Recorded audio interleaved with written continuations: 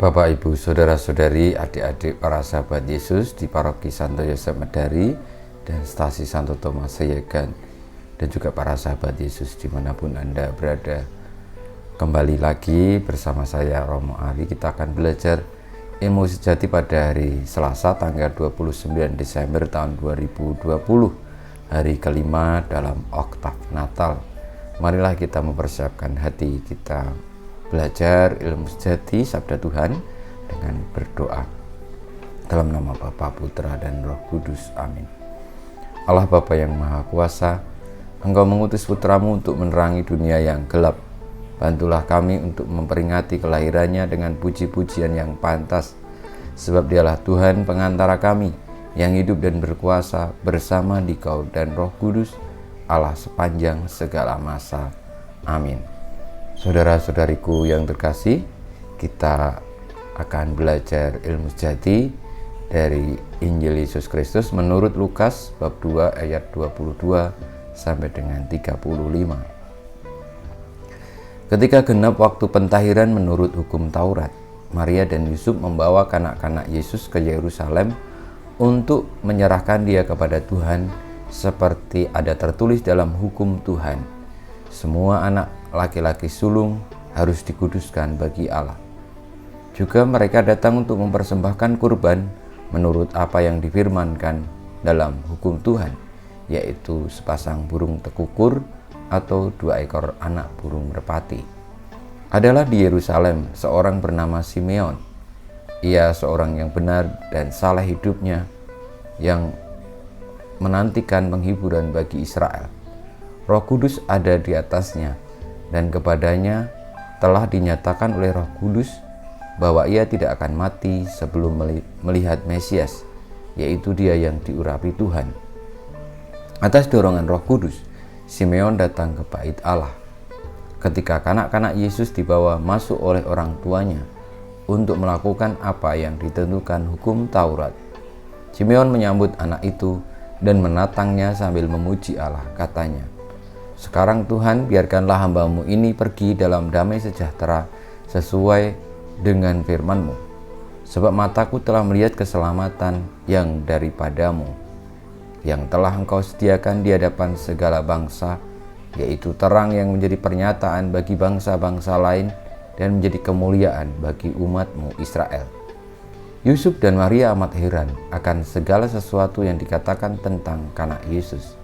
Lalu Simeon memberkati mereka dan berkata kepada Maria, ibu anak itu, "Sesungguhnya anak ini ditentukan untuk menjatuhkan atau membangkitkan banyak orang di Israel, dan untuk menjadi suatu tanda yang menimbulkan perbantahan, dan suatu pedang akan menembus jiwamu sendiri, supaya menjadi nyata pikiran hati banyak orang."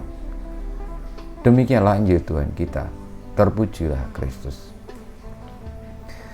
Para sahabat Yesus yang terkasih, tidak mudah untuk memahami sabda Tuhan dari peristiwa Yesus yang dibawa ke bait Allah oleh orang tuanya, Yusuf dan Maria, lalu ketemu dengan Simeon, seorang yang penuh dengan Roh Kudus, seorang yang benar dan salah hidupnya, lalu mengatakan seperti yang disampaikan tadi, yang lalu sekarang disebut sebagai Kidung Simeon, bahwa ia dinyatakan tidak akan mati sebelum ketemu dengan Mesias yang membebaskan bangsa Israel.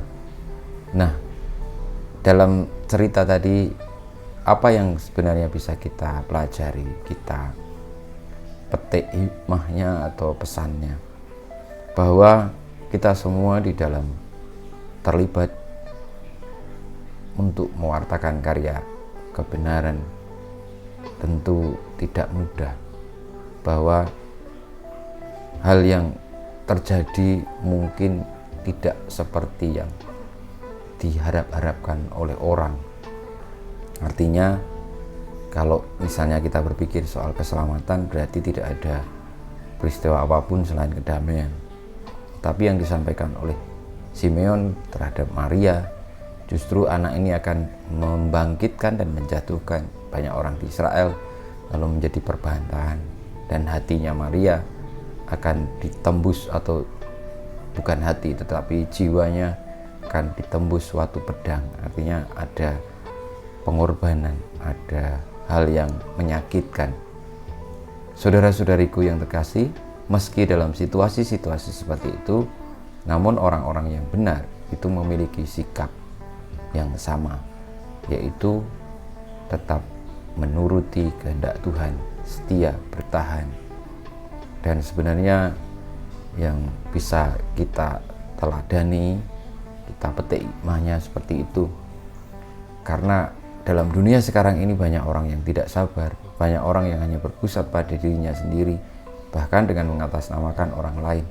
Tetapi kalau kita lalu mulai tergoda oleh karena penderitaan kita dan berpaling, lalu mulai menyalahkan banyak hal, Tuhan disalahkan, situasi disalahkan, orang lain disalahkan, tentu kita bisa bertanya, sebenarnya yang kita bela itu siapa?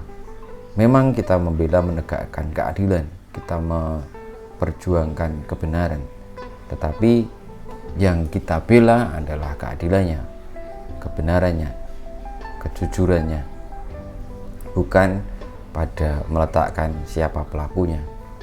Maka siapapun yang terlibat di situ, kita perlu untuk menjernihkan, karena jangan sampai lalu kita melakukan hal-hal benar tetapi sebenarnya untuk kepentingan diri sendiri.